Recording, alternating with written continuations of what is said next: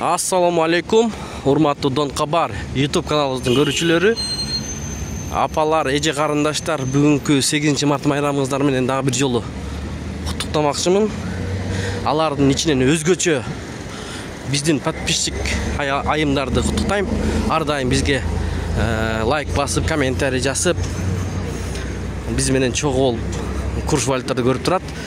Анда эмесе баштайбыз. Кечки курстарды көрүп алыңыздар, туугандар.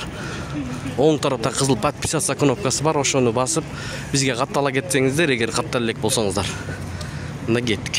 Жетиген доллар 89.50, евро 97 сом, рубль 97,5 тыйын, фунт 112 сом 50 тыйын, лира, түрк лирасы 2 сом 40 тыйын.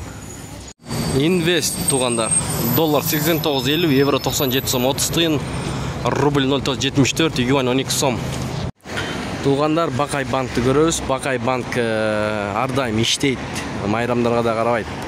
Күнү түнү доллар 89.40, евро 97 сом 50 тыйын, рубль 97 тыйын, казак теңгеси 0,13,5 тыйын, юань 12 сом.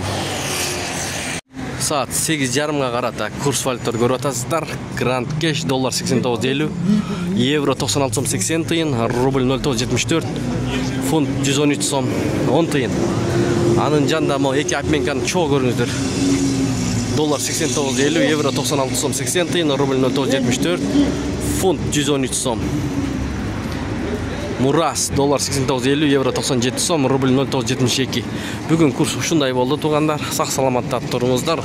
Тапкан акчаңыздарга береке берген болсун. Бензин балар милегеттели, партнер нефть 95,70 сом 60 тыйын, 92,61 сом 90 тыйын, солярка 71 сом 90 тыйын.